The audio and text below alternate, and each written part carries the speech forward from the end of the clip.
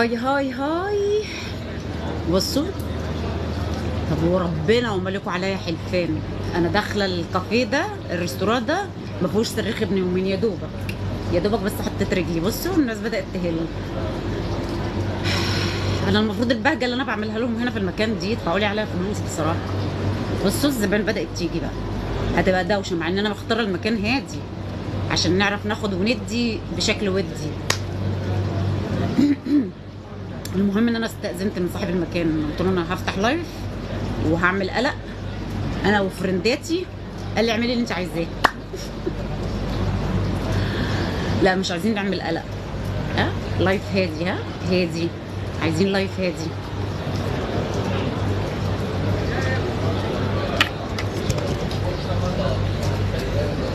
حلو الخزخت كده يا عيال. الحمد لله. ازيك ولا ازيك؟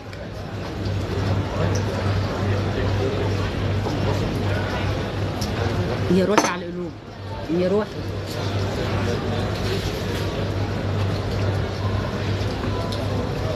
هنعمل قلق، يلا تعالوا عشان انا عايزاكم عايزاكم عايزاكم عايزاكم.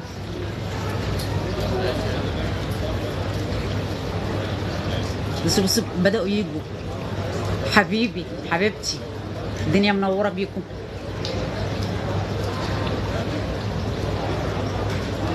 شفتوني عيال؟ شفتوني بعد البروتين؟ اديني عملت بروتين اهو، هديته اتبطيته، اديني عملت شعري اهو. ايه رأيكم بقى في النيو لوك الجديد؟ ايه رأيكم؟ حبة تاخدوا عليا وتقولوا لي اعملي حواجبك كمان.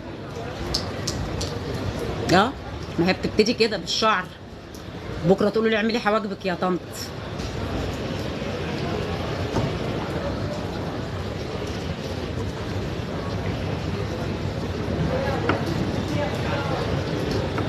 شوف انا عشان الراجل يحط لي فنجان القهوه ده فتحت معاه تحقيق لا يقل عن ربع ساعه.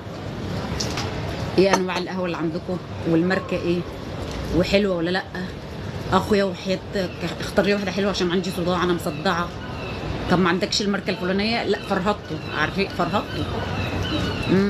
هو قال لي اسم الماركه بس انا نسيتها. قال لي ما اعرفش دي ايه، تاني احسن حاجه بعد ما اعرفش ايه. لا ده لزق ولا ده لزق. اها قلت له فعلا انا مصدقاك، والله انا مصدقاك، هات اللي عندك.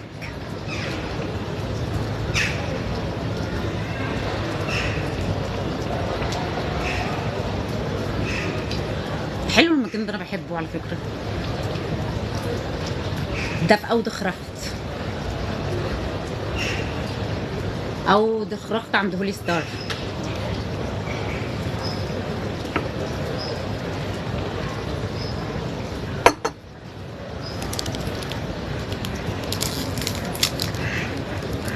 اهلا اهلا اهلا يا حبيبه تيتا، يا روح تيتا.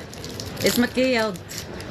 اسمك ايه يا يا جدعان؟ مش لما تيجوا تخشوا لايفات ولا تخشوا تكلموني تخش تكلمني كده وانت كاتب اسمك كده؟ يعني عيب اما تبقى حاطط لي حرف كده عشان لما اجي اشتمك يعني اشتمك اقول لك ايه يا مثلا. ولو تبقى جدع بقى تطلع لي كده على اللايف، راجل لست، راجل لمره، بدل ما تبقى من ورا الشاشه كده مره لمره. ماشي؟ تسخنيش بقى، ما تسخنيش، احنا قلنا عايزين لايف هادي.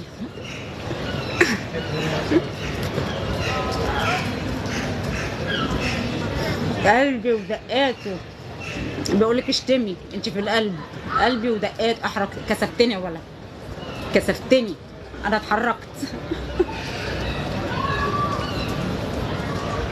بصوا بصوا بصوا بصوا الناس، انتوا شايفين الناس من الناحيه الثانيه؟ بصوا بداوا ينزلوا بقى، بداوا يهلوا. يا جدعان يا جدعان انا مختاره مكان هادي عشان اخد ودي مع لايفاتي كده في هدوء، ناخد وندي بشكل ودي.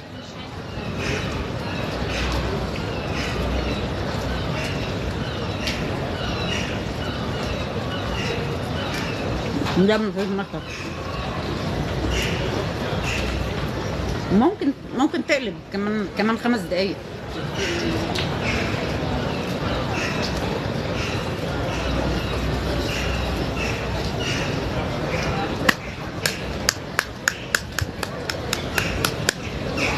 اجي اشرب معاكي القهوه؟ لا يا عم، دي قهوتي انا. بمناسبه اجي اشرب معاكي القهوه وانا نازله الصبح قبل ما اجي لكم هنا، انا نازله بكيس الزباله. هو انا ما اعرفش ليه لما انتوا بتقولوا الزباله او كيس الزباله او الجزمه او البتاع تقولوا لا مؤاخذه، من غير لا مؤاخذه. نازله بكيس الزباله الصبح من غير لا مؤاخذه. وبعدين لقيت ايه، انا عماله امشي بقى ايه، ازك، امشي سنتي واقف سنتي وامشي سنتي واقف سنتي، لقيت حد كده جاي من ورايا شد الكيس مني. فببص كده قال لي سيبيه، يعني سيبيه وانا هرميه مع انا كده كده رايحه ارمي الكيس بتاعي وانا هرميهولك معايا.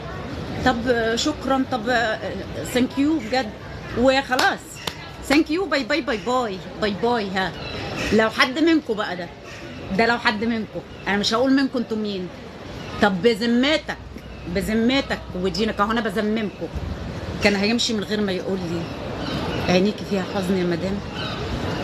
هنشرب مع بعض قهوه امتى يا مدام؟ طب ممكن تديني رقم تليفونك بس ابقى اطمن عليكي بس عشان اعرف بس الحزن اللي في عينيكي ده من ايه؟ هو انا هاخد رقم التليفون ده عشاني انا عايزه اطمن عليكي، عينيكي فيها حزن ليه؟ فرق كبير، يعني فرق كبير كبير كبير قوي قوي قوي قوي. الناس هنا بتساعدك من غير ما تنتظر حاجه، من غير ارقام تليفونات ومن غير شرب قهوه ومن غير اي حاجه، هم بيساعدوك عشان خاطر يساعدوك. عايزين نتعلم كده يا جماعه، وطالبه منكم طلب كمان، ربنا يخليكم، يعني رجاء يعني واحده خدوني كده واحده بالراحه بس عشان ارجع لطبيعتي واحده عشان اعرف اخد ودي معاكم يا جماعه. انا يعني بقى لي فوق ال 20 سنه قاعده مع ناس هاديين مؤدبين لطاف حلوين، فانا مش هقول لكم انا اتطبعت بطبعهم يعني، بس هو انا خلاص بقى يعني مش هعمل لهم حاجه، ناس مؤدبه معايا، فانا خلاص اتعودت ان انا ابقى رستق كده وهاديه، يعني ههبشهم ليه وهم حلوين وطيبين. فمش اتغيرت 100% بس لسه يعني بحاول استوعب الموقف، فادوني فرصه بقى ان انا ارجع واحده كده لطبيعتي، اللي هي ايه طبيعتي اللي هي شبهكم. يعني ما انا مش طالعه من مصر كنت دكتوره امراض نسا يعني وانا في مصر، ما انا اكيد شبهكم. فانا دلوقتي لسه بتصدم من التعليقات بتاعتكم، الكومنتات بتاعتكم. خدوني على الهادي بالراحه واحده كده لحد ما ارجع لطبيعتي عشان نعرف ناخد وندي مع بعض بشكل ودي.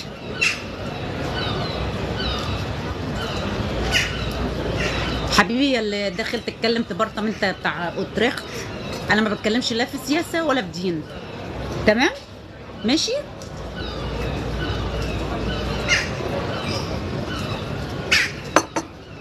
احنا داخلين نقعد مع بعض كده قعده حلوه، نضحك مع بعض شويه، نقضي وقت لطيف، ف اهدى على نفسك كده شويه. فكرتني بواحد عندي على اليوتيوب، كنت منزله فيديو وانا في المانيا وبتغدى،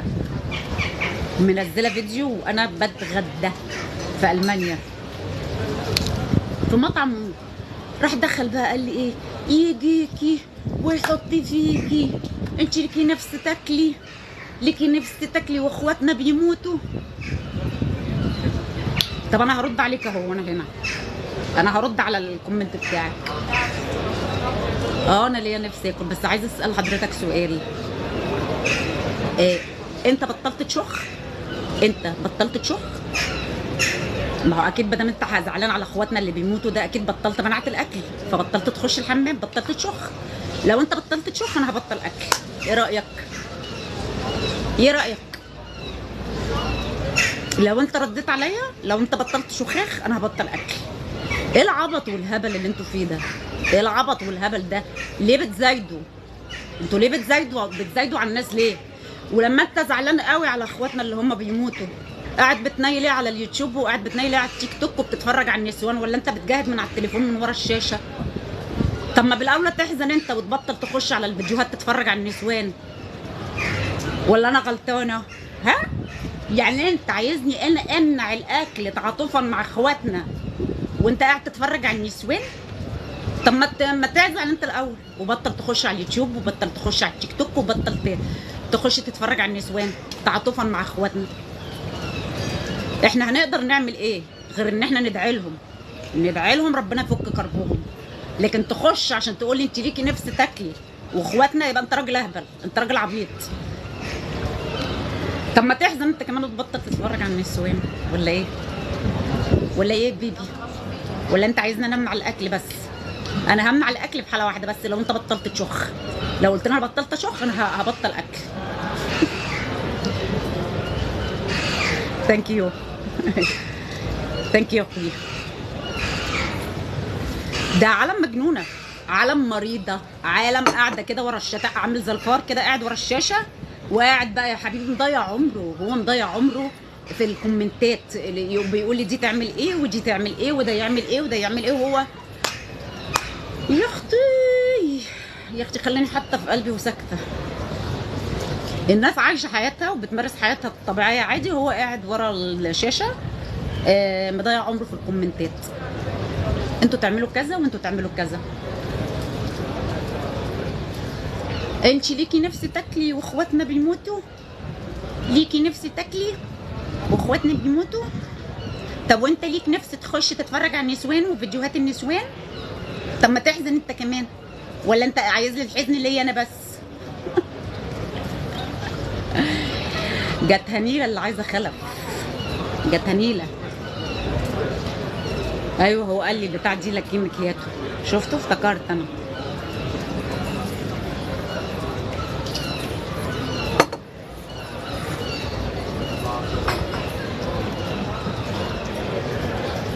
شوفوا بقى انتوا، محدش هيعرف يكلمني انا من ساعه ما عملت شعري، ومش هتعرفوا تكلموني بعد كده.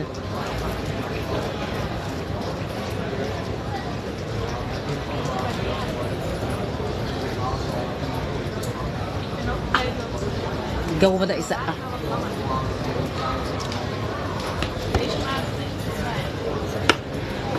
الجو بدأ يسقع.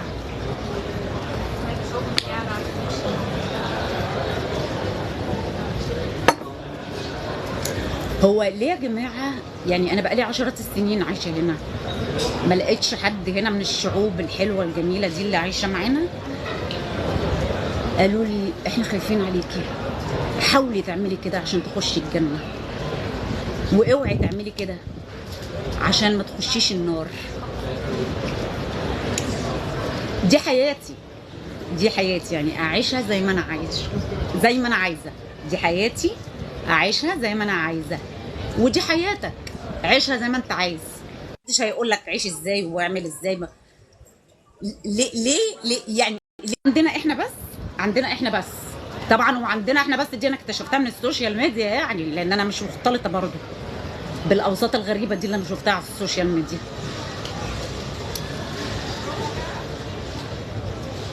هجاوبك بس اكمل، هجاوبك حاضر، هجاوبك بس اكمل بس عشان ايه ما شتتش افكاري. انا عارفه انت بتسالي على سعر البروتين، بس ثواني. ليه الناس اللي هي ماسكه مفاتيح النار والجنه دي احنا ما بنلاقيهاش هنا؟ وليه ما حدش بيتدخل في حياه حد هنا ويقول له اعمل كذا عشان انا خايف عليك احسن تروح النار؟ يا اخويا خاف على نفسك، يا اخويا اتنيل وخاف على نفسك. هو انا لو رحت النار او الجنه انت هتبقى معايا؟ خليك في خيبتك، خليك في وكستك يا حبيبي. كل واحد يخليه في خيبته، كل واحد يخليه في وكسته. ممكن ولا مش ممكن؟ يا جماعه ارتقوا بقى، ارتقوا بقى. الله يخرب بيوتكم، الله يخرب بيوتكم. مش انتوا يا فنزاتي، مش انتوا.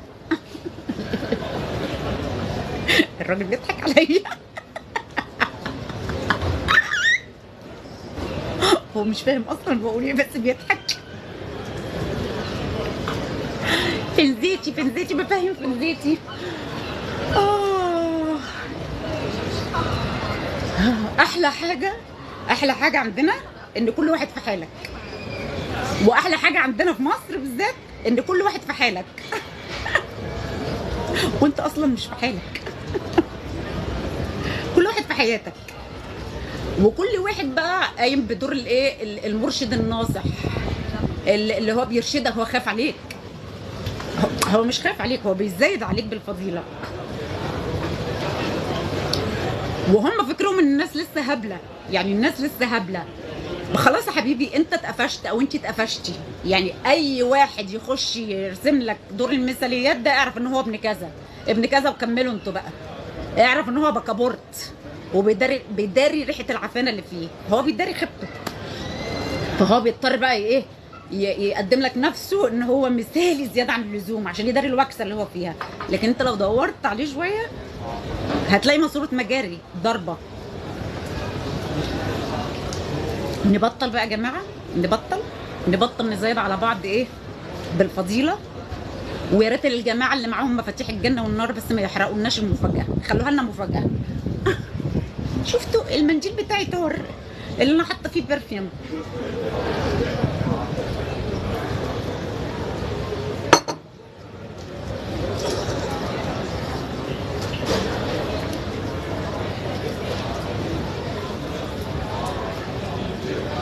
امبارح قالوا لي ايه يا طنط انتوا عارفين انا بقى ضد الشد والنفخ والفيلر والكلام الفاضي ده، الحاجات البلاستيك دي انا ما بحبهاش. بس واحد امبارح قالت لي يا طنط في كلينيك حلو قوي انا عايزه اقول لك عليه، او هي قالت لي عليه فعلا. تروحي تاخدي حقنه اسمها حقنه النضاره. حد عنده فكره يا اولاد تطلع ايه حقنه النضاره دي؟ ها؟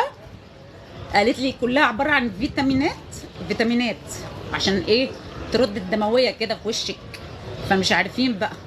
طنط اتجرأت خالص، طنط عامله شعرها امبارح وهتروح تضرب حقنه نضاره. وواحده ارسم لكم حواجبي كمان. بيقولوا فيتامينات، بيقولوا حلوه كده تدي حيويه لوشك. بس مش عارفه بصراحه، مش عارفه. لا بوتكس ايه؟ لا بوتكس وفيلر والكلام الفاضي ده يمكن يجي بعدين، بس دلوقتي لا. انا ضد اي حاجه فيك. انا كده الله اكبر. خمسه وخميسه. انا اعتبر كده اجرأ واحده على السوشيال ميديا. لا فلتر ولا فيلر ولا بوتكس ولا شد ولا نفخ. الطبيعي يكسب يا ابني، الطبيعي يكسب. في ناس بتعتبرها ان دي جراءه، يعني جراءه مني ان انا اطلع كده من غير فلتر، من غير فيلر، من غير بوتكس، من غير شد. بس انا مبسوطه بنفسي كده، انا راضيه عن نفسي. المهم ان انا ابقى راضيه، المهم ان انا ابقى عايزه ايه. زي مثلا ايه، ايام ما كنت مليانه، يا لهوي ينفع سايبه نفسك كده اهو، ازاي خسيت؟ يا لهوي وشك باظ. لا كفايه خسسان، لا ما ينفعش كده وشك باظ خالص، انت مش شايفه نفسك، بصي لوشك. ما حدش فكر انا عايزه ايه، ما حدش فكر انا مرتاحه ازاي. تحاولي تفهمهم انا مبسوطه كده، انا مرتاحه كده، انا خايفه احسن ازيد تاني. لا هم انت مش عاجباهم. تتخني يقولوا لك خسي، تخسي يقولوا لك اتخني.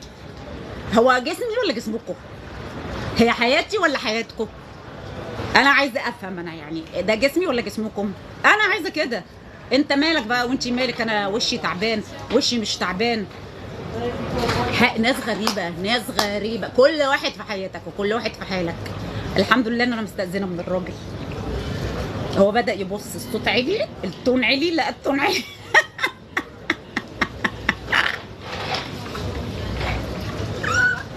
لا التون عالي، بدأ يبص. ابيه انا واخده منك تستمنج يا ابيه.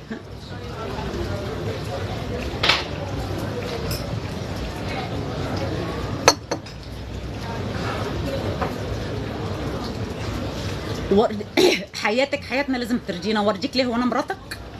ما تخلي مراتك هي اللي ترضيك. انا مراتك عشان ارضيك؟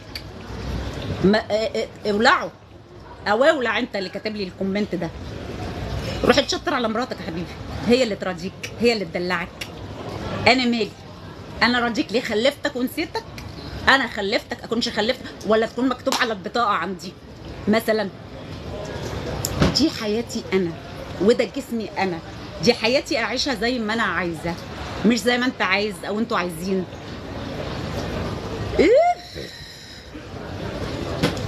انتوا ناس لا انتوا مش ناس. انت ازاي تقول على نفسك ان انتوا ناس؟ هو في ناس او بني ادمين بتتدخل في حياه الناس كده؟ انتوا مش ناس، انتوا حاجه خارج الكوكب، حاجه ملهاش حل. اصلا انت ما شفتش الناس، انت ما شفتش شعوب تانية وما اتعاملتش مع شعوب تانية ومع ناس تانية، فبتدعي ان انتوا ناس. لا انتوا مش ناس. اللي يتدخل في حياه الاخر ده مش ناس، ده تربيه زرايب، تربيه مصاطب. نقول كمان تربيه مصاطب وتربيه زرايب. لان مامي لا مامي ايه، مامي مش هتفهم. مامي امك لو كانت عندها وقت وربتك كانت قالت لك حبيبي مالناش دعوه بالناس، دع الخلق للخالق. صح؟ صح ولا مش صح؟ صح ولا مش صح؟ واللي بيخشوا يشتموا في الكومنتات دول ويقول لك ايه، لا اله الا الله، لا حول ولا قوه بالله، واعوذ بالله. هو الله بتاعكم غير الله بتاعنا؟ يعني الله بتاعكم قال لكم تخشوا تتنمروا على الناس وتشتموا الناس؟ يعني انا نفسي اعرف، هل ربنا الله بتاعكم امركم بكده؟ احنا الله بتاعنا ما بيقولناش نضايق الناس. هل انتوا الله اللي انتوا تعرفوه غير الله اللي احنا نعرفه؟ ما ده سؤال برضو. وبتدخلوا الله ليه في قله ادبكم؟ يعني انتوا بتدخلوا الله ليه في قله ادبكم؟ انت ليه الادب؟ امك ما ربتكش، بتذكر اسم الله ليه في كومنت؟ عايزه افهم انا. خش اشتم على طول حبيبي، خش اشتم على طول، مش لازم تحطي اسم الله. الله تعب منكم، الله تعب منكم ومن افعالكم المشينه. الله يخرب بيوتكم. يعني يما حبيبتي اللي كانت بتسال على سعر البروتين، كل شعر بيختلف عن التاني حسب سمكه، حسب تقله، حسب طوله. هي اللي بتحدد مش انا، هي اللي بتحدد لك السعر مش انا. انا عارفه انك ما شتمتش، وهو انت لو كنت شتمت كان ده هيبقى رد فعلي عليك، لكن انت متطفل حشري. فانا بحاول افهمك ان ما تتدخلش في حياه الناس، مالكش دعوه بالناس، خليك في حياتك، ركز في حياتك. هل تفتكر انت لو شتمت هيكون ده ردي؟ لا، انت ما تعرفنيش يا حبيبي. ما انا بقول لكم خدوني على الهادي، واحده واحده بس ارجع لطبيعتي.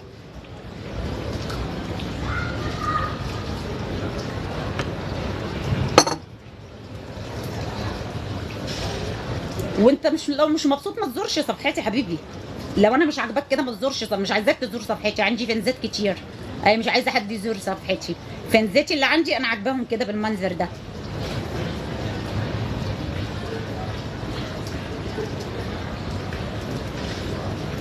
بصي يا سكر يا سكره، انا ما ينفعش اقول السعر يا حبيبتي هنا، لان هي اللي بتقرر مش انا. هي اللي بتمسك شعرك وهي اللي بتقرر مش انا ما اقدرش اديكي سعر. يعني السعر اللي انا بتعامل بيه غير السعر حسب طولك وحسب كثافه شعرك. يعني حتى لو انا اديتك سعر هو مش اسطمبه، هي ممكن تقول لك لا شعرك يختلف. لا يا حبيبي، انا حضرتي مش في ايطاليا، انا حضرتي في هولندا، وهقولها مره واحده بس في اللايف، ها، عشان كل اللي هيخش اللايف دلوقتي هيقول لي انت فين، فانتوا قولوا له بقى مره واحده. كل لايف ليكم مره واحده اقول انا فين.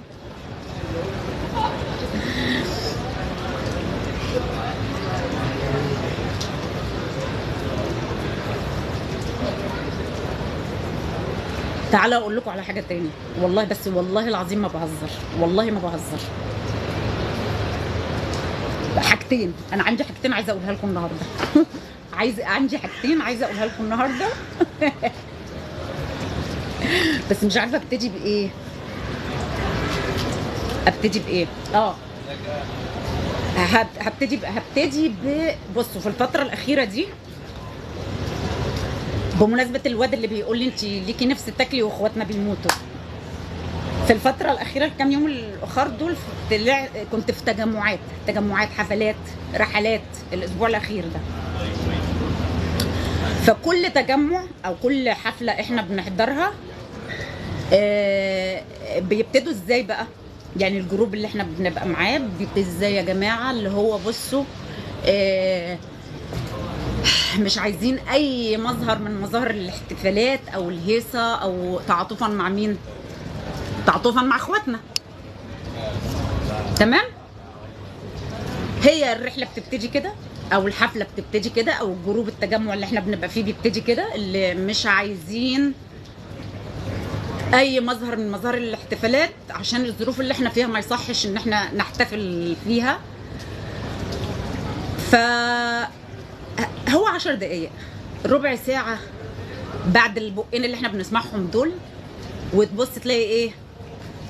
صلي صلي صلي، وزراغيط بقى ورقص وهيصه وبتاع والدنيا هايصه ولايصه واغاني ومزيكا. ليه ده بقى؟ يفهمنا ايه بقى يا جماعه؟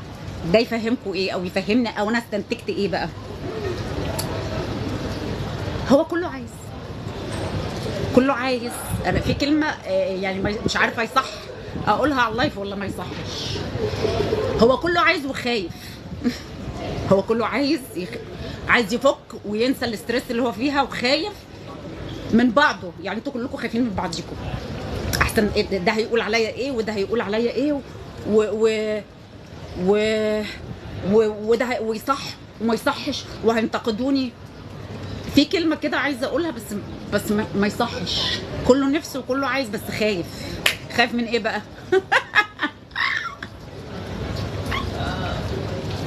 خايف من ايه؟ هو يا دوبك واحده بس تسخن وتسقف وتلاقي الدنيا هاصت وزغاريط ورقص وصلي صلي.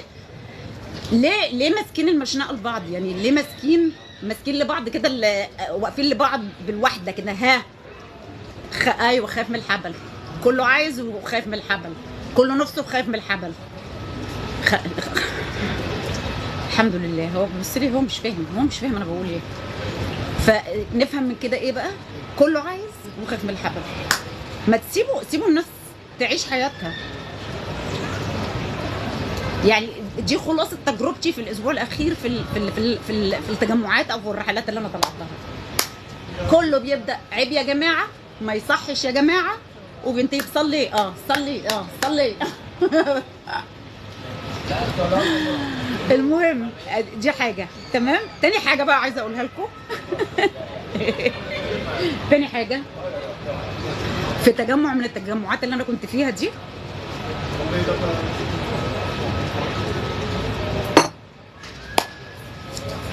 جت واحده كده ميلت عليا. وقالت لي ايه بقى؟ انا الكلام اللي انا بقوله لكم ده حقيقي على فكره، حقيقي يعني بدون حلفانه، ومليكوا عليها حلفانه. جت ميلت عليا كده وقالت يا اختي جميله، ايه القمر ده؟ انت بقى عندك اولاد؟ فقلت لها انا عندي اولاد.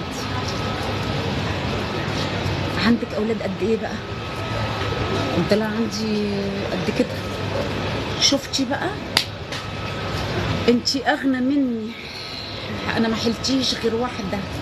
على فكره ممكن تشوف الفيديو ده وهتعرف نتكلم عليها. في كلام انت بقى بيتقالك بتبقى مصدوم. انت مصدوم، ها؟ انت واخد الصدمه مش عارف ترد تقول ايه. فانا برقت كده وتنحت وقلت لها ربنا يديكي. منين بقى؟ هو المفروض الناس تقول ايه لما تقول انا عندي اولاد؟ مش المفروض تقول لي ربنا يخليهم لك، ربنا يحفظهم لك، ربنا يبارك لك فيهم ويخليكي ليهم؟ ينفع حد يقول لحد كده؟ انا ماشي، انا خدت الصدمه وسكت. انا كنت رايحه بجاكيت كده، جاكيت كان اول مره البسه، كنت جايباه من جس وفرحانه بيه بقى. عايزه اقول لكم ايه، وانا قاعده بلعب في الروج والحاجات والميك اب في المحلات، انا احب العب بقى كده وارش واجرب المكياجات والحاجات دي والروج والحاجات دي. فالروج بقع لي الكم بتاع الجاكيت، خلاص انت بتحطي له فانش وبتحطي له معرفش ايه، مش نافع يعني، خلاص هو اتبقع. قلت خد الشر وراح في 60 داهيه. الحمد لله اللي هي جت على قد الجاكيت، في داهيه. ده في نفس يوم نفس اليوم وانا راجعه بقى من الجروب او التجمع، فبجري عشان بلحق الاتوبيس. التليفون الحلو اللي انا بصور لكم منه ده ما بقاش حلو، معرفش هو باين في الشاشه دلوقتي في ضباب في الكاميرا ولا لا. بجري التليفون وقع من الشنطه اتكسر، معرفش مأثر بقى على الكاميرا ولا لا، معرفش انتوا شايفيني كويس ولا لا. لما اجيب التليفون الجديد هبقى اوريه لكم. قلت في 60 داهيه، في داهيه كويس انها جت على قد التليفون، مش مشكله. مش ده كل ده في يوم واحد، ها؟ في داهيه، مش مشكله. مش مشكله اللي يجي على قد الفلوس في 60 داهيه. اروح البيت اصبح الصبح الدروخر ولع. الدروخر اللي هو المنشفه اللي هي بتنشف الهدوم ولعت. خلاص انت بتحطي الفيشه بتطلع نار وهو بيطلع النار من فوق ومن تحت، فلازم دروخر ايه جديد. ادي دروخر ب1000 ونص في داهيه راح، وادي تليفون ب1000 ونص عشان نجيب غيره عايزين لك 1000 او 1000 ونص برضه في 60 داهيه. الجاكيت مش مهم، مش مشكله، الجاكيت هي يعني 200 300 يورو. امبارح بقى التليفون بتاع بنت من البنات برضه ده اتحرق، ده اتطفى خالص ما بيولعش برضه في 60 داهيه. الحمد لله، الف حمد وشكر ليك يا رب. اي حاجه في 60 داهيه بعيد عن ولادي، اي حاجه في داهيه بعيد عن ولادي. مش كده يا جماعه، مش كده. حرام عليكي، حرام عليكي بجد، حرام. يعني انت مستكتراهم عليا ليه؟ دول اللي انا طلعت بيهم من الدنيا، دول اللي انا طلعت بيهم من الدنيا. سمي قولي بسم الله ما شاء الله، ربنا يخليهم لك، ربنا يحفظهم لك. سمي يا حبيبتي، سمي. حرام عليكي، حرام عليكي، دول اللي انا طلعت بيهم من الدنيا.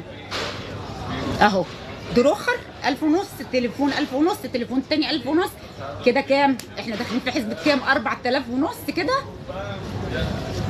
وجاكيت ب 230.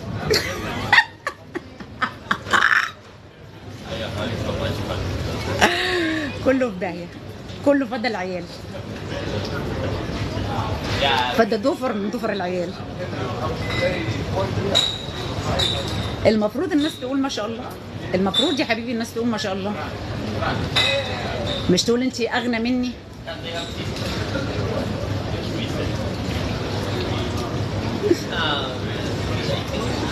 مش عارفه بقى لو شافت شعري كده بعد البروتين هيحصل ايه، بس هي مش هتشوفني. الحمد لله اللي انا مش هشوفها تاني ومش هتشوفني تاني ومش عايزه اشوفها تاني. ربنا يخليك يا حبيبي، ربنا يخليك ويحفظ لك ولادك. بس يعني كلمه تضايق، يعني حقيقي كلمه تضايق. يعني هي الكلمه بص صدمتني، انا مش عارفه ارد ساعتها، اللي هو تنحت كده، برقت. طب ربنا يديكي، ربنا يديكي ويخلي لك يا حبيبي. بس يعني ما اعرفش الناس دي ده اذا كان انا بسال نفسي اذا كان ده اللي طافح على لسانهم، يعني ده اللي بيطلع براهم على لسانهم، امال اللي جواهم ايه؟ يعني ده اللي هي مش قادره تخبيه اللي طالع على لسانها، امال اللي جواها ايه؟ لوكتي بس اختي I have life. But you think ik heb rozimaka of No, I meant if you want a new drink. I have maybe later. Spreekt u Nederland? Een beetje, klein beetje. Spans? Zie. Spans. This voice, yeah. Okay. Gracias.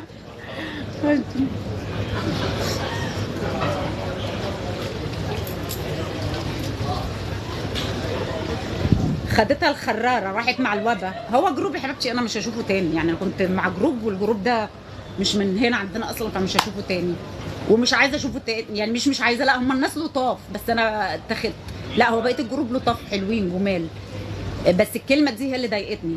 لا الناس حبوبه وناس لطيفه، وهي على فكره كانت لطيفه، بس ما عدا الكلمه دي اللي ضايقتني انا يعني. فانا استفلت، عارفين اللي بيستفالوا دول او بيتشائموا، اتشائمت.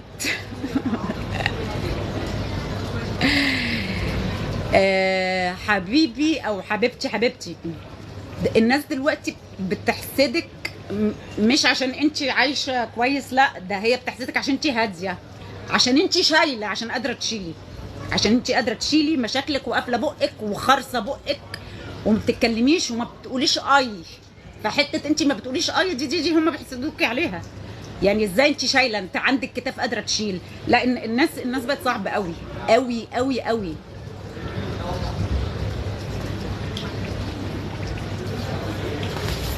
اخدت طاقه سلبيه.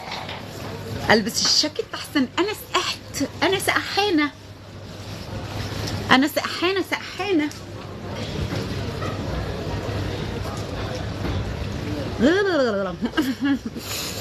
مساء الفل. انا كنت في امستردام من يوم السبت او يوم الجمعه كنت في امستردام في فيلا ارينا، رايحه قال ايه يا اختي يا اخويا ادور على اباجورات وادور على سجادات، وبعدين ايه لو ايه بقى مش هروح ايكيا او اروح المحلات العاديه، لا بنروح فيلا ارينا. فيلا ارينا اللي يعرفها هنا دي يعني نقله تانية. يعني افتكر جوزي لما جه يفرش لنا البيت فكان بيفرش من هناك، فكان ثمن الاوضه تقريبا بثمن الشقه بتاعتنا اللي هي في مصر. ثمن الاوضه الواحده اللي كان بيجيبها بثمن الشقه اللي هو كان جايبها لنا في مصر. فالقلاطه فيا سيبكم من الزمن ان هو داس على وشي، بس لسه قليطه برضو. فقلت اروح بقى فيلا ارينا اشوف اباجوره، اشوف سجاده، مشايه. المهم في اباجوره خطفتني كده عجبتني، فبقول له بكام دي؟ يعني الحاجه الوحيده تقريبا اللي عجبتني هناك اللي بتبتدي من 1000 يورو.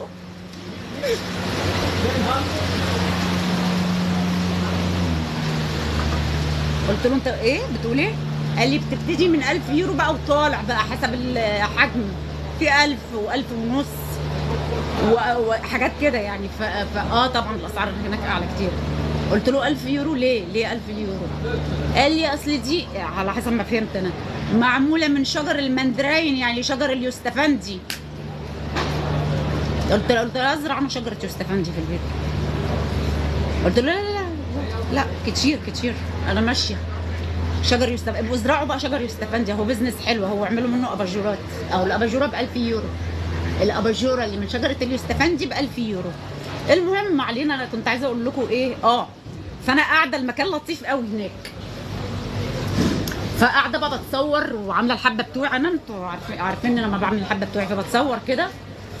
فلقيت واحده واقفه وجوزها واقف بتتكلم، فاما الاشارات عندي ساعات ما بتلقطش يعني، فبقول لها انت عايزه تيجي تصوري يعني في المكان ده؟ قالت لا انا بس واقفه عشان اقول لك ان لون اللبس بتاعك، يعني لون الجاكيت مع لون البنطلون مع الستايل اللي انت عاملاه ده حلو خالص خالص. وجوزها كان واقف يعني بيأيدها، يعني بيقول لي معاها هنا عادي جدا جدا جدا ان تلاقي حد بيديلك كومبليمون وبيقول لك كلمه لطيفه بدون ما يبقى عايز حاجه، لمجرد ان هو فعلا يعني شكلك عجبه او ستايلك عجبه. اذا كان راجل بقى او ست، يعني انت ممكن تلاقي راجل، انا يعني صادف ممكن الاقي راجل بيقول لراجل تاني مثلا في السكه لون البدله اللي انت لابسها دي حلوه قوي. فالناس يعني هنا لطاف جدا، يعني انبسطت بكلمتها. الدنيا بدات تمطر، اللي كان بيسال على المطر على الشتاء، الدنيا بدات تشتي. اشتيها خلي البطيون فيها. بتشتي بتنقط. انقل بقى انا ولا ايه؟ انقل ولا اخلع؟ انقل ولا اخلع؟ احيه طب ما انا هتغرق يا بيوتيفول، ما الدنيا هتشتي انا هتغرق، والتليفون مش مستحمل واخد وقع جاب اجله، يعني لو جت عليه نقطه ميه خلاص. استنى انقل ولا ايه؟ لا ولا ايه ما تشتيش دلوقتي؟ طب فين صديقي اللي كان هنا اللي بيسالني بيقول لي عايزه مساعده انقل؟ استنوا.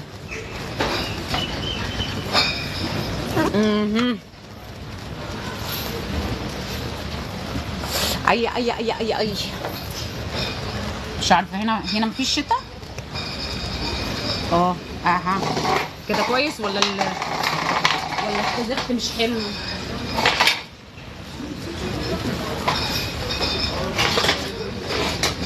يمي البتاع مخرمه، حاطين لي شمسيه مخرمه. فين المسؤولين؟ فين المدير؟ هاتوا لي المدير. الله في ده، الله والله حاطين دفات، ما هو مش مشغل الدفات ليه؟ انا سقعانه. بصوا المنظر ده، بصوا يعني هو الشمسيه اللي هو حاططها دي حاطط فيها دفايات فوق، بحيث الناس اللي هتنزل بقى تيجي تقعد في الشتاء هنا بيقعدوا بقى في الشتاء هنا، يبقوا ايه مشغلين لهم الدفايات عشان يتدفوا. طب شغل لي دفايه واحده. دلوقتي انت بتروح الجيم، اما تروح الجيم تخاف تسالهم افتحوا الساونا. اللي زمان كانت الساونا دي مفتوحه ليل ونهار. دلوقتي انتوا طبعا انتوا عندكم علم باسعار الطاقه دلوقتي. عندكم علم بالاسعار والحاجات. انا لسه ما جربتش. انا لسه عايشه على الفاتوره بتاعت السنه اللي فاتت اللي هي اخرها في شهر 8. ايه اللي هيحصل بقى من شهر 12 لدلوقتي لسه مش عارفه. حبيبي ميرسي. انا عايزه المدير عشان نشوف الشمسيه المتخرمه دي. بقول لكم سعر ايه يا واد انت هو بتلخبطوني يا واد. انا نسيت كنت بقول ايه. انا لسه مستنيه الفاتوره اللي هي بتاعت شهر 12. يعني هم بعتوا لي الفاتوره لحد شهر اغسطس اللي فات.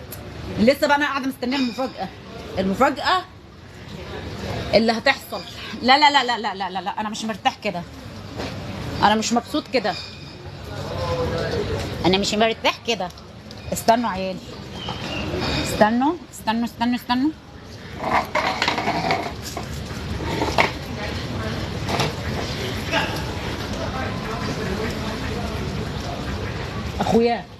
اخويا ممكن تيجي تشغلي الدفايه يا اخويا. بقول لكم ايه يا عيال. لا والله بسال سؤال بجد. الصوره الفيديو طالع عادي نورمال؟ عشان انا شايفه، يعني انا خلاص من ساعه ما التليفون وقع وشايفه في موج كده في الفيديوهات وفي الصور، في ضبابه زي في ميه بيضه كده على التليفون. انتوا شايفيني كده نورمال عادي ولا الوقعه مأثره على التليفون؟ يلا ردوا عليا يا عيال، مش بكلم نفسي انا.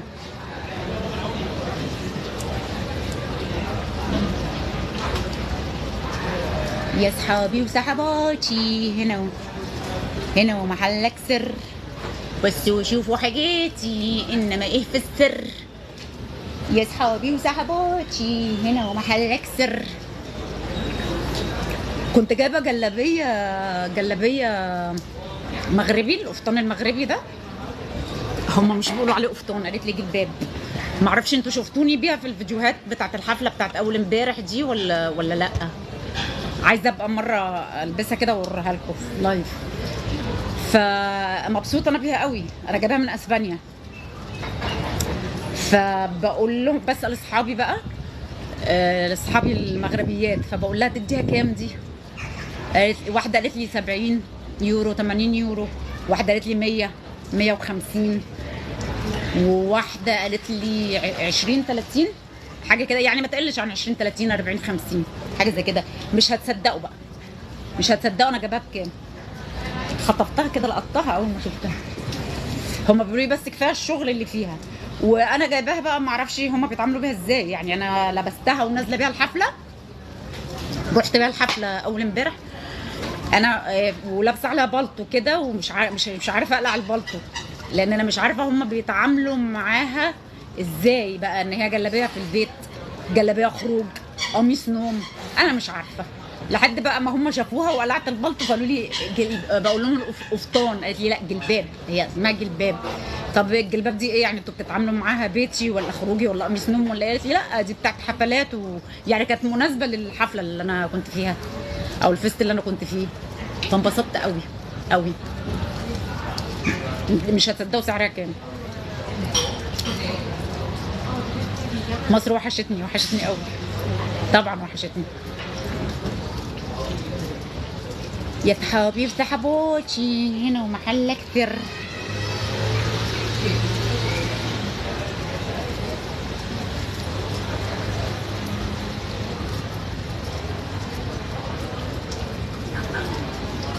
بصوا على فكره انا مش يعني ده مش صبغه، مش ما غيرتش لون شعري، بس هو البروتين بيفتح لون الشعر. يعني هو ده لون شعري بس فتح. انهي لون احلى بقى؟ اللون الاصلي بتاعي الاسود ولا الفاتح؟ اسيبه كده شويه ولا ارجعه اسود تاني؟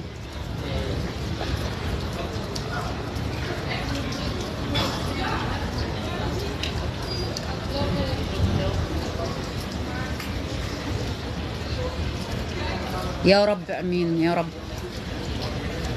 يا رب.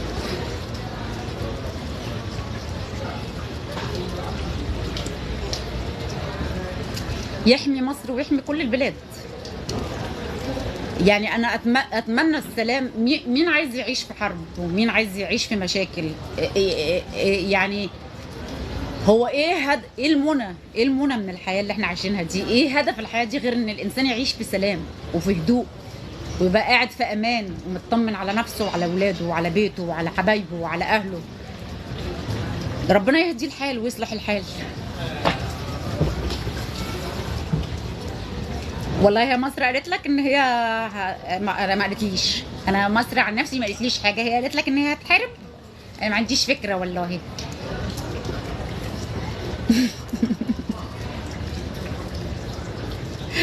ما اعتقدش.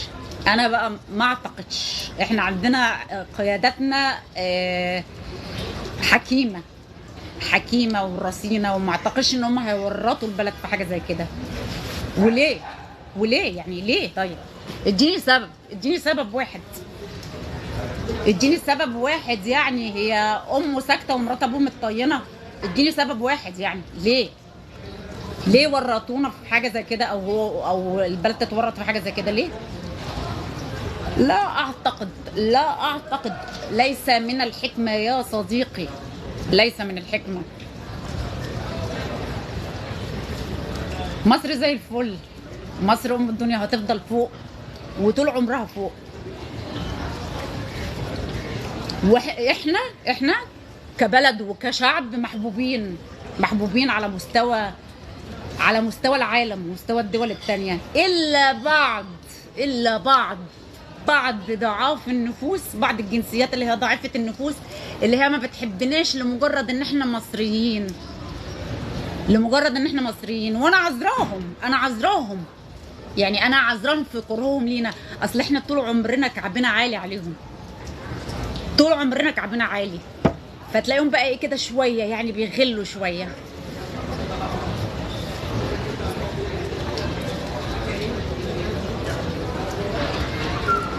كل الناس يا حبيبي، كل العالم بيحب مصر الا ضعاف النفوس اللي هم اصلا بيبقوا كارهين نفسهم. هم بيبقوا كارهيننا احنا كشعب وبلد عشان احنا كعبنا عالي عليهم.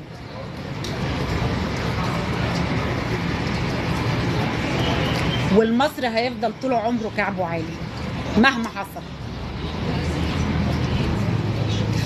بمناسبة المصري والمصرية انا شايفة، بصوا الولاد الرجالة الشباب اللي معايا هنا على اللايف يردوا عليا، والنعمة تردوا عليا. انا مش السؤال ده مش للستات. انا منزلة فيديو اول امبارح. الفيديو ده بقول ايه؟ طبعا انا كنت مبسوطه جدا بالاستقبال. يعني كان الاستقبال حافل جدا بيا في الحفله يعني. فكنت منزله فيديو صغير كده، فبقول المصريه لما بتدخل المكان بتهز وبترج وبتوقفوا على رجل. كل اللي دخل علق تعليقات بايخه وسخيفه. رجاله ممكن الرجاله اللي هنا يجاوبوني ليه؟ كل اللي دخل قال تعليق مش مظبوط وقله ادب، وفي قله ادب رجاله. طب المفروض اللي يزعل من الفيديو بتاعي ده الستات. يعني المفروض الفيديو ده يحرق دم الستات مش الرجاله. انت كراجل دمك محروق ليه؟ ولا انت محسوب على مين؟ انت تبعنا ولا تبعهم؟ يعني انا عايزه اسال سؤال بجد. انا لما اقول الست المصريه لما بتخش في اي مكان بتوقفوا على رجل، ايه اللي زعلك انت كراجل؟ يعني المفروض اللي تزعل مني واحده ست او جنسيه تانية. انت كراجل زعلان ليه؟ وداخل تعلق ليه اصلا؟ يعني الشغل ده شغل نسوان. يعني انت مجرد تخش تعلق لي على فيديو زي ده شغل نسوان. سيب شغل النسوان للنسوان. انت ايه اللي مزعلك؟ ولا انت محسوب على مين؟ انت تبعنا ولا تبعهم؟ انت تبعنا ولا تبعهم بقى؟ بس عشان ابقى فاهمه، بس عشان ابقى عايزه اعرف انت كراجل زعلان ليه؟ ايه اللي يضايقك ان انا اقول الست المصريه ليها وضعها وليها مكانتها في اي مكان؟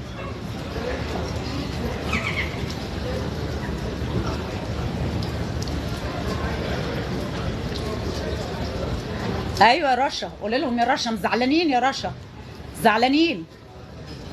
انتوا ما بتشوفوش استقبال الناس لينا ازاي والشعوب التانية لينا ازاي، والناس بتحبنا قد ايه؟ يعني ما بتشوفوش الناس حبانا قد ايه؟ فعلا الست المصريه لما بتخش مكان بتوقفه على رجل، بتهزه، بتزلزله، واللي عاجبه عاجبه واللي مش عاجبه يخبط راسه في الحيط او يشرب من البحر. لا ده مش بحر، ده ترعه. زعلان اشرب من الترعه.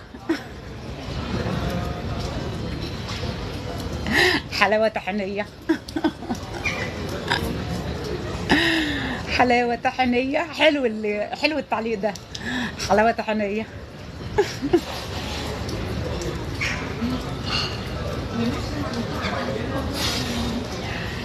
ايوه الفراعنه يهزوا اي مكان موجودين فيه، الفراعنه هيفضل طول عمرهم كعبهم عالي، واللي عاجبه واللي مش عاجبه يشرب من البحر.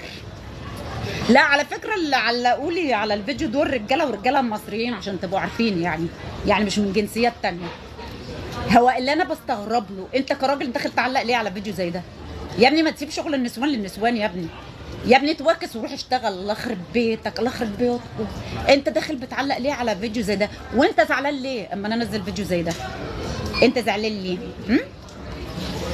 ما هو على فكره الرجاله المنسونه دي تغير جدا، تغير جدا من الستات، تغير جدا من الستات، وخصوصا الستات اللي عندها امكانيات. يعني انا مش عايزه اقول حتى هنا برضو. الرجاله اللي نص نص دول هنا يغيروا جدا من الستات.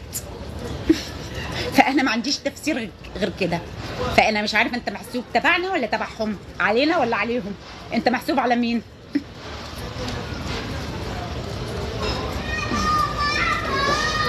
بجد والله انا فكري بتقول حلاوه طحينيه. عندنا الحلاوه الطحينيه دي حاجه حلوه. اللي عاجبه واللي مش عاجبه يلعب في حواجبه اهو، على راي رشا. اي بصرم يا اختي، بصرم بغيره. السوشيال ميديا دي كشفت لي حاجات كتير قوي، كشفت لي ان الرجاله بصرم اكتر من الستات، الرجاله بتغير اكتر من الستات والله. والراجل اللي يبقى بصرم ومنفسن ده ربنا يكفيكوا الشر، بيبقى ب10 نسوان. ليه يا رجاله؟ انا اسفه، يعني انا اسفه ان انا بقول لكم رجاله. ليه رجاله كده يا رجاله؟ ليه كده؟ مش تخليكوا حلوين كده ونلعب سوا مع بعض؟ ليه بتزعلوا ليه؟ بتزعلوا ليه كده لما بتلاقوا واحده مبسوطه؟ يعني اللي بيزعل مش كل الرجاله طبعا، عشان حبايبي متابعيني انا 90% من متابعيني هنا رجاله. الرجاله المحترمين لا، بس في رجاله منفسنه. ليه بقى؟ انت كراجل منفسن ليه؟ ايه اللي بيضايقك؟ ان انت تلاقي واحده ست هاديه كده ومبسوطه وعارفه طريقها وعارفه حياتها. يا جدع ده بغير مجرد ما بيلاقي واحده ست بتضحك دي بتولعه، بتموته. ان هي مصهلله، ان هي ما بتقولش اي، ان هي عندها كتاف كده وشايله وما بتقولش اي وما بتشتكيش، مش قاعده كده على المصطبه. ايوه ما هو عنده حق، يعني هو عنده حق لما يشوف واحده ست ناجحه وواصله وعارفه تشيل، وعارفه تثبت نفسها ووجودها، وهو قاعد على الكنبه على المصطبه مش عارف يعمل حاجه، هو قاعد مستخبي ورا التليفون، قاعد يعني مضيع حياته في الكومنتات، اعملي كذا وسوي كذا، اعملي كذا وسوي كذا، اعملي كذا وسوي كذا. فليه حق يا حبيبي يتعب؟ ليه حق يغير؟ طب ما تشتغل على نفسك يا حبيبي، اشتغل على نفسك يا بابا، اشتغل على نفسك وبكره هيبقى احسن، والدنيا هتبقى احسن، بدل ما انت مضيع عمرك وحياتك قاعد ورا التليفون يا قلبي يا عيوني، وانت قاعد تكتب كومنتات تقولي دي اعملي كذا وانت ما تعمليش كذا، وانت هتخشي النار وانت هتخشي الجنه انا ما بشوفش الحاجات دي وربنا، انا ما بشوفها في اي شعب تاني غير عندكم، ما بشوفهاش انا.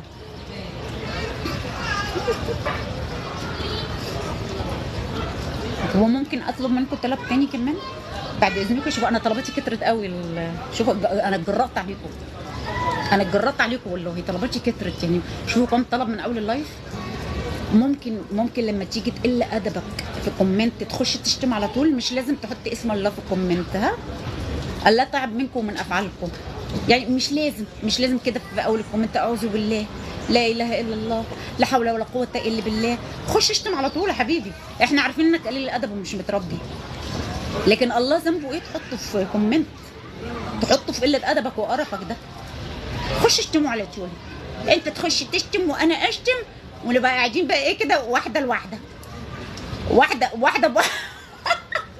لكن ما ندخلش الله في كل حاجه.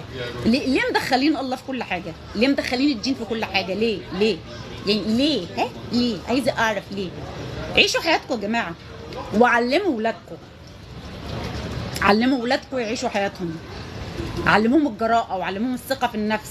كفايه بقى، كفايه خوف، كفايه خوف وكفايه عقد، كفايه خوف. يعني ما هو انتوا معذورين اصلا. انا ساعات بقول انتوا معذورين، يعني ما هو اخرتكم ايه؟ انتوا قاعدين على المصطبه او قاعدين في الزريبه اللي انتوا فيها، فانتوا ما شفتوش العالم التاني. يعني انتوا ما تعاملتوش مع ناس تانيه، مع شعوب تانيه، ما شفتوش الدنيا. قال يعني اللي شافوا الدنيا وقاعدين معانا هنا اسم الله عليهم، دول جايبين قرفهم معاهم. ده في ناس اتعالجت، في ناس اتعالجت وبقت حلوه، في ناس اتعالجت وفي ناس بقت حلوه، وفي ناس لسه زي ما هي جاب القرف بتاعها معاها. يعني بيقول لك ايه، سهل ان انت تطلع فلاح من الغيط، بس مش هتعرف تطلع الغيط منه. سهل ان انت تطلع فلاح من الغيط، بس مش هتعرف تطلع الغيط منه. فهم بيبقوا جايين بالغيط، يعني هم بيبقوا قاعدين معانا في اوروبا هنا، وعايزين يفرضوا الغيط بتاعهم يعني على الشعب، على الناس اللي حواليهم وعلى الاوروبيين نفسهم. يعني شوفوا البجاحه، شوفوا البجاحه وقله الادب. يعني بدل ما هم يتعلموا من الناس ويحترموا قوانينهم، لا ده هم عايزين الناس، يعني عايزين يخشوا البلد يغيروا قوانينها ويغيروا طباعهم والناس تبقى زيهم.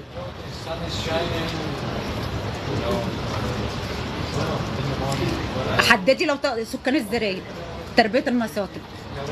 انا بتكلم على سكان الزرايب وتربيه المصاطب وفلاح الفكر.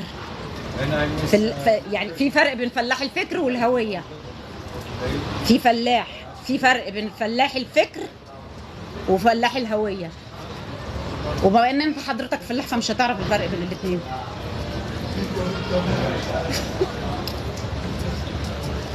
فلاحين الحقول. في فرق بين فلاح العرق وفلاح الفكر.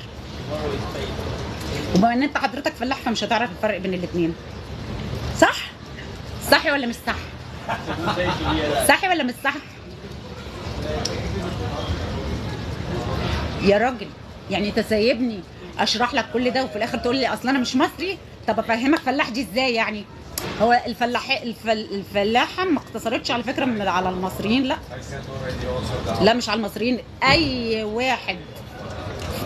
واحد فكره مش متفتح ده فلاح، احنا بنقول عليه فلاح. والميزه بقى عندنا احنا في مصر اللي هو ال 100 مليون مصري، ال 100 مليون مصري بيقولوا على ال 100 مليون مصري كلهم فلاحين. يا جماعه لا، انا مش بغلط في الفلاحين، انا مش بغلط كده في الفلاحين، انا بتكلم على فلاح الفكر يا بني ادم. اهو انت كده بقى اثبتت لي ان انت فلاح. انا ما بتكلمش على فلاحين العرق او المكان، انا بتكلم على فلاح الفكر. وبما ان انت حضرتك فلاح فمش هتعرف تفرق بين الاثنين.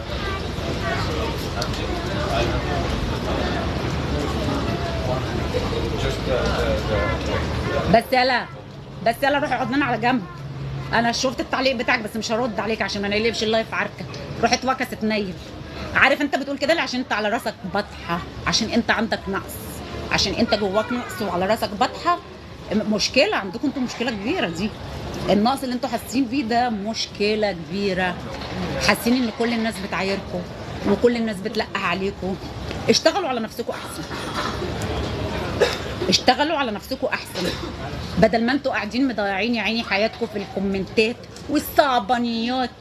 صعبانيات يا عيني وتصيد الاخطاء. اشتغل على نفسك، اشتغل على نفسك احسن. ايوه في السيء وفي الجيد في اي بلد وفي اي شعب.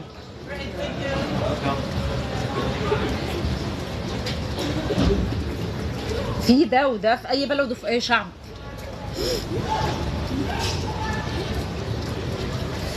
يا صحابي وصحباتي هنا ومحلك سر. ايه رايكم في البلوزه دي يا عيال؟ ايه رايكم؟ استنى اوريها لكم كده. عايزاكم تقولوا لي ايه رايكم وتدوها كام. باينه كده. انا مش عايزه اقول لكم لا، ما يغركمش، ما يغركمش ان هي بسيطه كده. دي موقفه البلد على رجل، موقفه الدنيا على رجل. ايه رايكم؟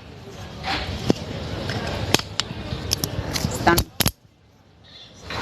باينه كده. انا حاسه ان انا تخنت سيكه يا عيال، تخنت شويه والله. حاسه ان انا تخنت عن الشهر اللي فات.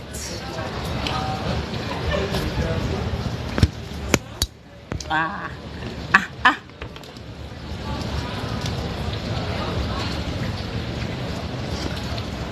ايوه من الوكاله على فكره، ايوه من الوكاله، من سوق الحد لا على فكره ما بهزرش، من الوكاله. ولو قلت لكم ثمنها مش هتصدقوا، لو قلت لكم ثمنها مش هتصدقوا. ايوه في حته كده من اسبانيا زي سوق الكانتو بتاعكم ده او الوكاله. هو فعلا كده، هي فعلا كده، وفعلا كانت من سوق الحد او الثلاث، حاجه زي كده. في اسواق في اسبانيا بتبقى يوم الحد والثلاث، اللي هي زي الوكاله كده عندكم. استنى،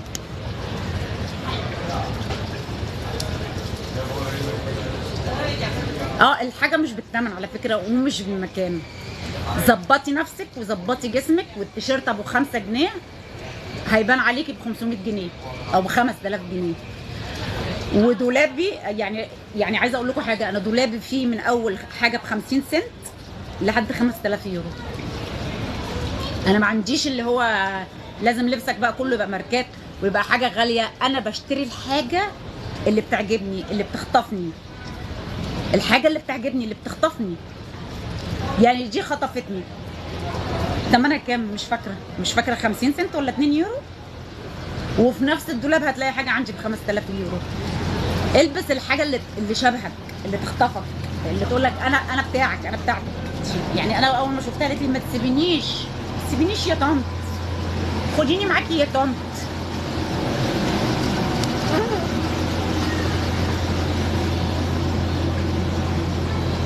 انا عندي ثقه، بمناسبه الكلام بتقولي يا روان، انا عندي ثقه ان انا لو لبست خيش هيليق عليا، لو لبست حاجه ب5 سنت هتليق عليا، لو لبست حاجه ب5000 يورو هتليق عليا. القلب غالب يا حبيبي، القلب غالب. لو لبست خيش والله مش من الوكاله. انا حلوه يا روح طنط.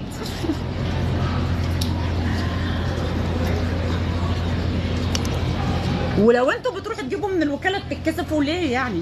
هل الوكاله دي معايره؟ انا ما اعرفش الوكاله دي فين في مصر، بس في اسبانيا عندنا سواق كده شبه الوكاله. انا ما اعرفش الوكاله دي شكلها ايه، بس بسمع عنها منكم يعني. عندنا اسواق في اسبانيا شبه الوكاله، وتلاقي الحاجه على الرصيف كده. انا صورت لكم فيديوهات من هناك تقريبا، صورت لكم فيديوهات من هناك. ميرسي يا حبيبي. مش عيب ان انت تقول انا جايب من الوكاله، ومش عيب ان انا اقول ان انا جايبه البلوزه دي من السوق وثمنها مش عارفه 50 سنت ولا 2 يورو ولا حاجه، يعني حاجه كانت فوق الخيال. ومع ذلك عجباني جدا وعجبه اي حد يشوفها. وعايزه اقول لكم موقفه البلد على رجلي. هو صحيح القلب غالب، ده صحيح. بس هي جميله حلوه. ثانك يو حبيبي. مش عيب يا جماعه، مش عيب ان انت تقول انا اشتريت حاجه النهارده من على الرصيف ولا من الوكاله، ولا مش عيب، مش عيب. انتوا ليه بتعتبروها كنوع من انواع التنمر او المعايره او كده؟ مش عيب. الدنيا ابسط من كده. خليكوا يعني الحياه حلوه وبسيطه. الحياه حلوه وبسيطه. الحياه حلوه وبسيطه.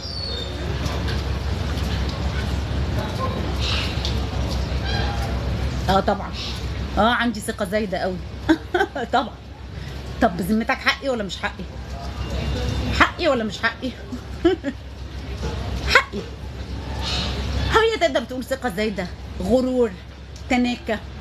انتوا عارفين ان احنا الاسكندرانيين تركين قوي يعني. بس حقي.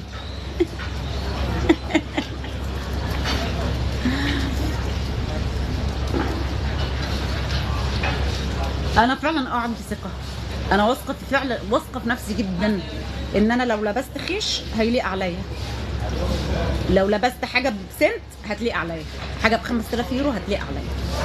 القالب غالب.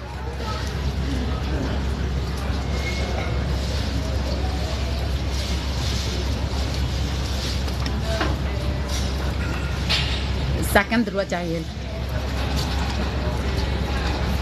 معرفش ليه يا ريان، معرفش. الاط اخويا ما تعرفش، ما يمكن انا نرجسيه، ما يمكن انا نرجسيه، حد عارف؟ ما يمكن انا توكسيك. ما بعرفش، لا ما اعرفش ابقى متواضعه. انا تنكه، انا طبيعتي كده تنكه وكعبي عالي. طب اعمل ايه؟ تعرف انت تعالجني؟ تعرف انت تعلمني التواضع؟ طب علمني، ما عندكش كورسات؟ طيب اعمل لنا كورسات وانا عندي استعداد اطلعك اهو على اللايف معايا وتعلم الناس كلها اهو. ايه رايك؟ انا نرجسيه، انا تنكه، انا كعبي عالي، اعمل ايه؟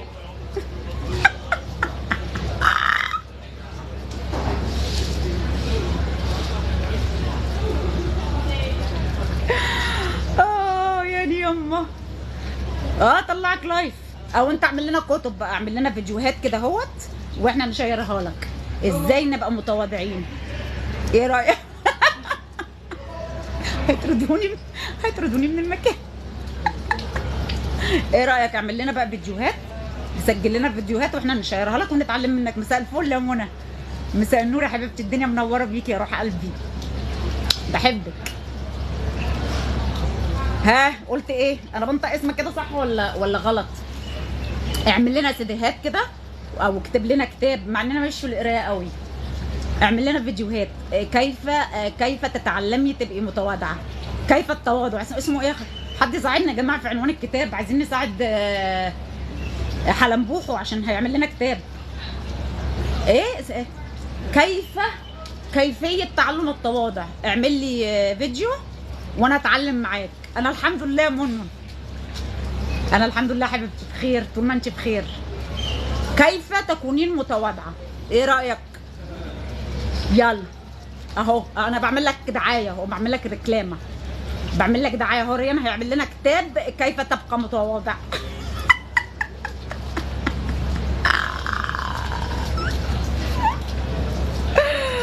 اهو ده لسه اللي انا بقول فيه يا جماعه. يا جماعه ما حدش يزايد على حد. انا تنكه وعاجبه نفسي، انا تنكه وبشوف المتواضعين اللي زيكم بدموع نفسي. ايه رايك بقى اما بشوفكم بدموع نفسي؟ يعني يما يابا تعالي يا حبيبتي.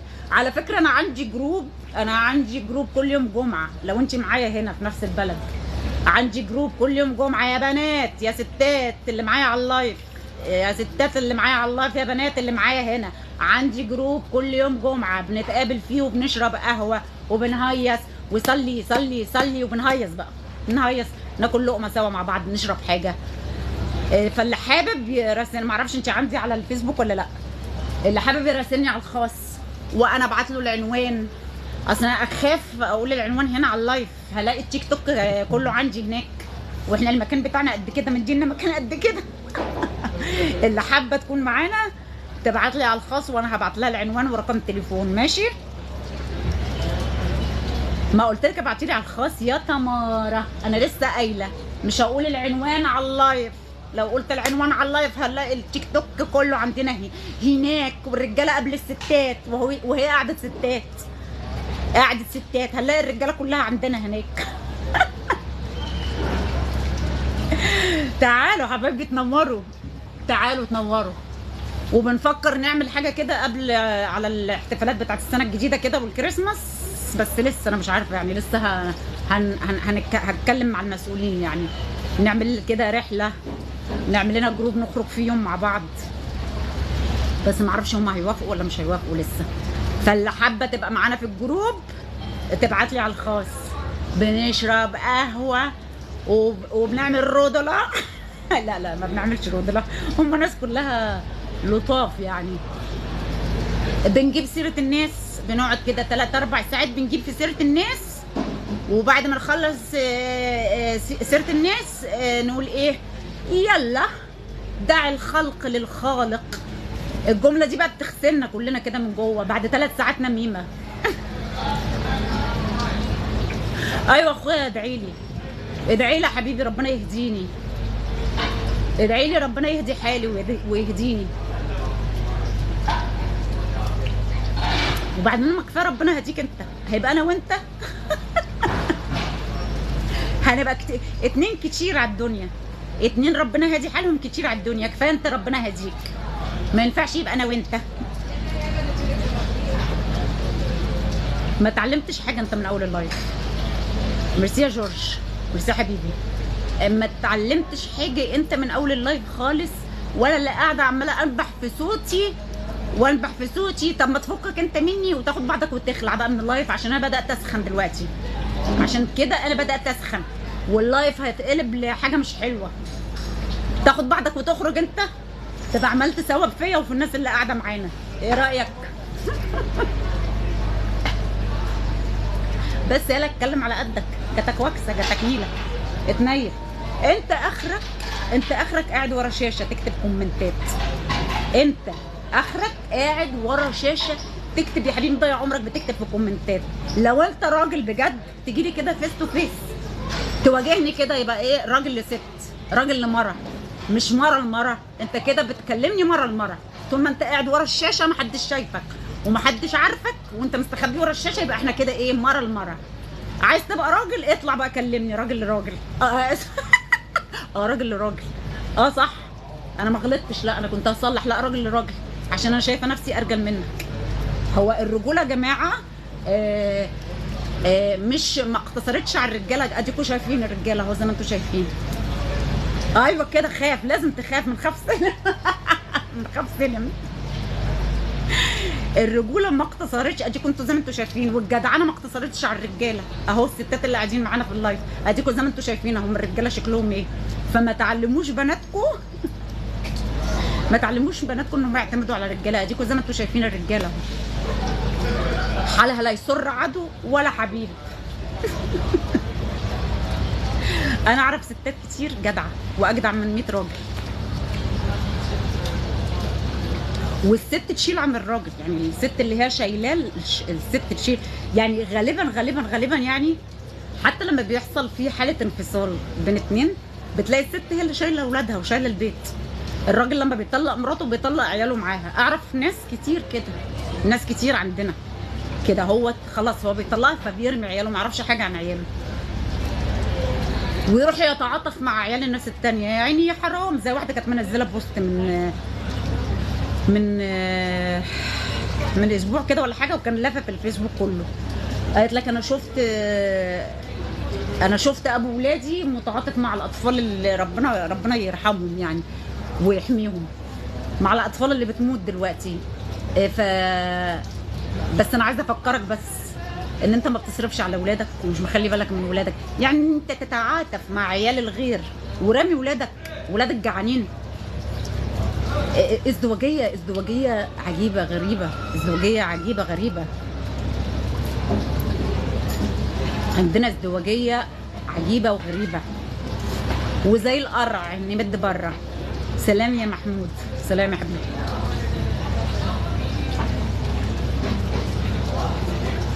انا معاك، في خيانه في الستات، بس مش محدوده مش زي الرجاله. يعني في ستات طبيعتها كده خلاص، هي البيت اللي طلعت منه مربيها كده، ما عندهاش مبادئ. الخيانه دي عندها حاجه سهله وممكن ترمي ولادها. واعرف قصص بس يعني بتبقى محدوده. دايما خيانه الست، ما هم مش كل الستات ملايكه، ومش كله بيرفكت 100%. في زي ما في الحلو في الوحش، بس بتبقى محدوده. ودي ما بتبقاش يعني اللي ترمي ولادها عشان خاطر راجل تاني، او اللي تبيع بيتها عشان خاطر راجل تاني، وتبيع جوزها اللي هو جوزها اللي خلاها واحده ست.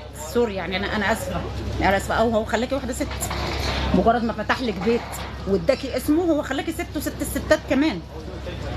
فانا ساعات بسال نفسي، يعني انا بقعد مع نفسي، ايه اللي يخلي واحده ست تبيع بيتها وتبيع ولادها وتبيع راجلها عشان خاطر نزوه او عشان خاطر راجل تاني. ليه يا حبيبتي؟ ليه يا ماما؟ ليه؟ يعني ايه الداعي؟ انا ما اعرفش، انا ما دخلتش نفسياتهم، يعني ما دخلتش نفسياتهم. ممكن يكون عندها اسبابها، بس في ستات بتخون من اجل الخيانه، يعني بدون اسباب. الخيانه دي في دمها، او البيت اللي هي طالعه منه كده. يعني في برضه في مقوله بتقول لك يا خاطب البنت، يا خاطب البنت يسال على الام قبليها. غالبا بتلاقي الست الخاينه دي، فهمتي، بتلاقي امها كده او عيلتها كده.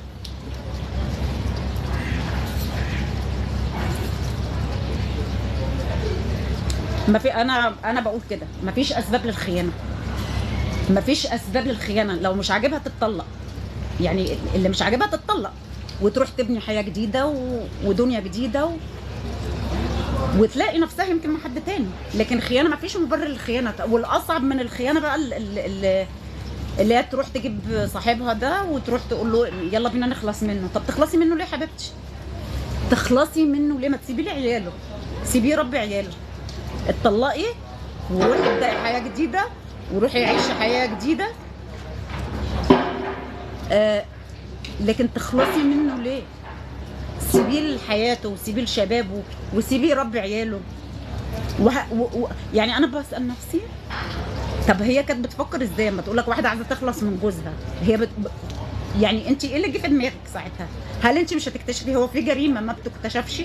ما انت بتتنيلي على عين امك وبتروحي تتعدمي، بتاخدي اعدام بعد كده، وبتاخدي اللي ساعدك ده بتاخديه في رجليك. طب ليه يا اختي؟ طب ما تتطلقي، طب ما تتطلقي وروحي عيشي حياتك مع حد تاني. بتموتيه ليه؟ بتموتيه. سيبيه لاولاده وسيبيه لشبابه ولحياته والاهل وامه عايزاه وحبايبه عايزينه. يعني ما اعرفش النفسيات دي ايه بصراحه.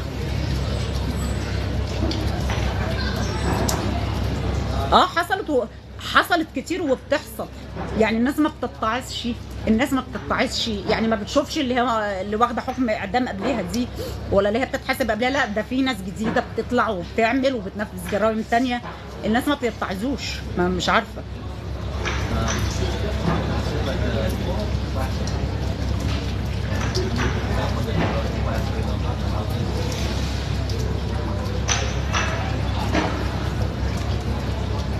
ايه البلكونه؟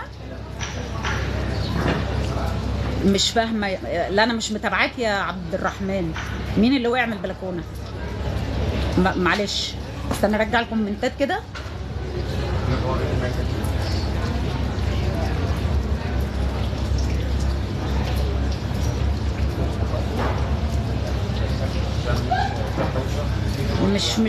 مش فاهمه الكومنت بتاعك.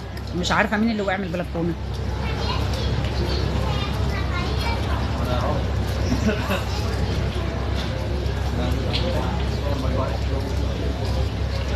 الله يخرب بيتها، الله يخرب بيتها والبيت اللي جنب بيتها، الله يخرب بيتها والبيت اللي جنب بيتها.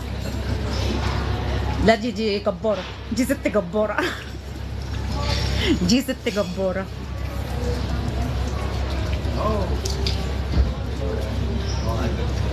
انا سمعت حكاية بس ما حصلتش عندنا هنا اهو، في بلد تانية في اوروبا، ان هو دخل لقاها مع حد تقريبا، فهو بيتعالج في مصحة نفسية لحد دلوقتي. عقله ما استوعبش، عقله يعني بدل ما يسيبهم ويمشي او بدل ما يمسكها يموتها، دماغهم ما استوعبتش اللي حاصل. في حبيبي حرام، هو بيتعالج دلوقتي. ما قدرش يستوعب.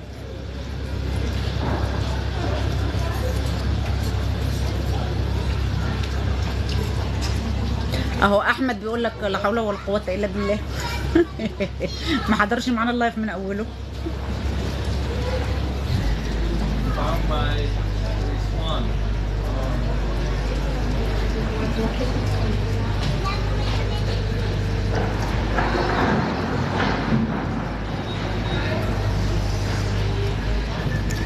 ايه ده؟ هو اللي بيشتم ده بيشتم من؟ انا فكري عركه على الكومنتات.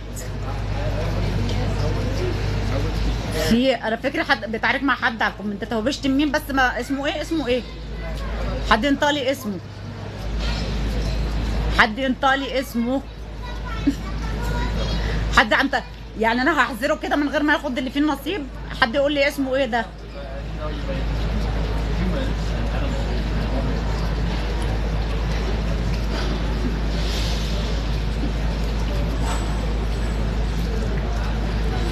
خلع ولا لسه؟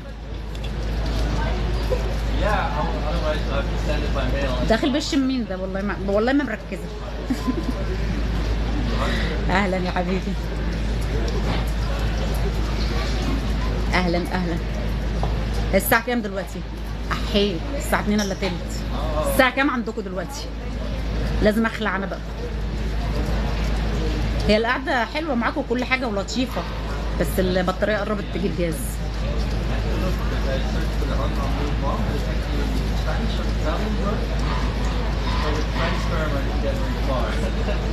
يا رب.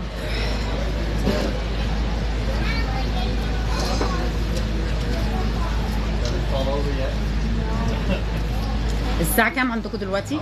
ما احنا غيروا الساعة برضو عندنا أول امبارح. هم غيروها في مصر أول امبارح، واتغيرت عندنا احنا هنا أول امبارح برضو، فبقينا برضو الفرق بيننا وبينهم ساعة، بيننا وبينكم ساعة. يعني احنا قعدنا يوم واحد بس زي بعض، راحوا مغيرين عندنا. والله احنا عندنا بقى 2 الا تلت. يعني ساعينا او محاسب بقى. ادخل احاسب جوه.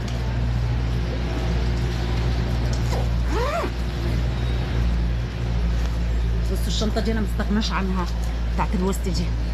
احلى جو، بس سقعانه، بدا يبرد شويه. ماخيك افريقنا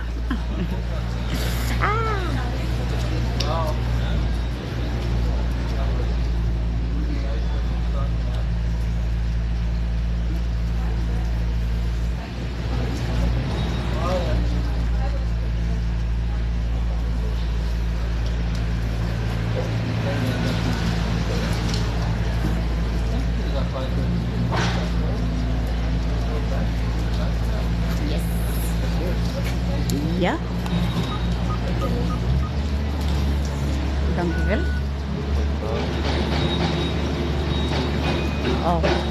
Ja, bedankt.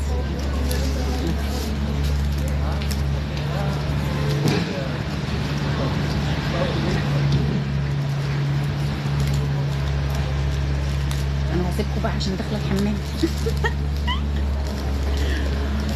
يعني مش معقول هاخدكم معايا يعني. يلا باي باي. باي باي باي باي باي باي. عيال هتوحشوني.